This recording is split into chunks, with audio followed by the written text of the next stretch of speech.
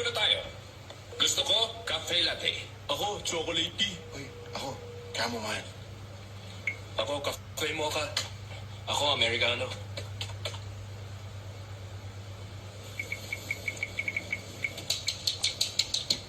Sir? Yes?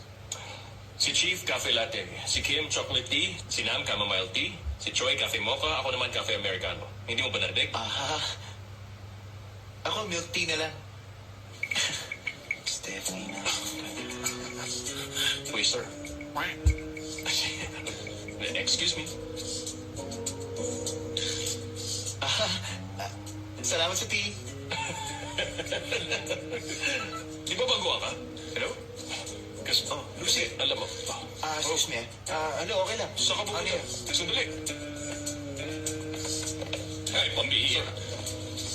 Akong bahala sa taong yan. Relax lang ho kayo. Hindi ho para sa akin yung ganyang ugali ng baguhan. 6 o'clock na!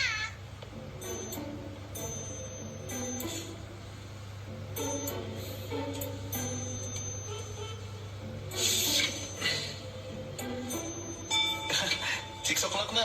Di pa kayo uwi? Sige. Mauna na ako umalis, ha?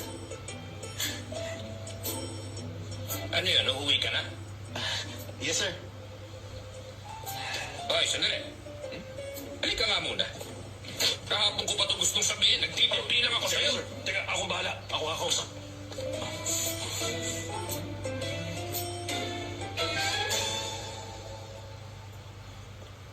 Mr. Winston Lee, anong tingin mo dito? Playground?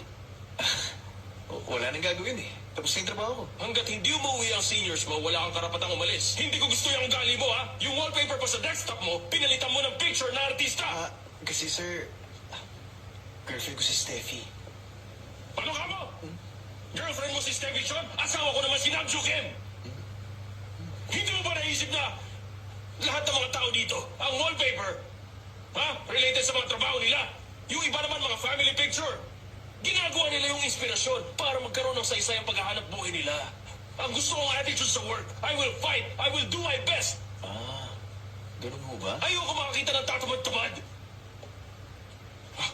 Palitan mo na yung wallpaper mo. Ibili mo rin ng kape yung mga office mate mo. Tapos mag-sorry ka. Okay? Ayoko na tamad! Ha? Okay. Sige po, sir.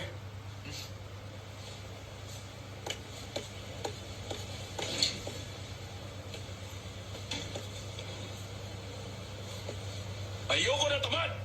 Ayos.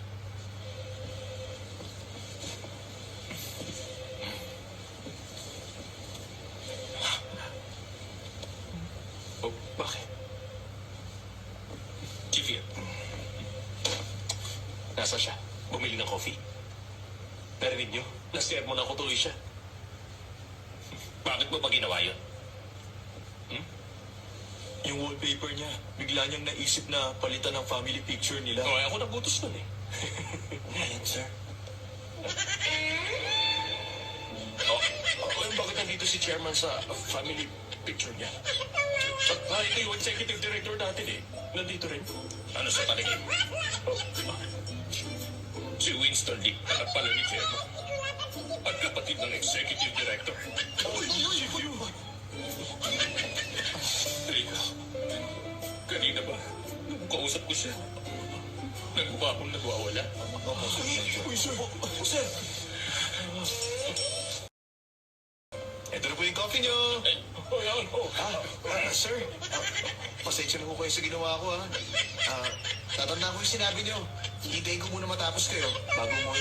Ano niyo? Ang bait ni Chief Yu. Tinuruan niya ako ng good manners. Talaga? Oo.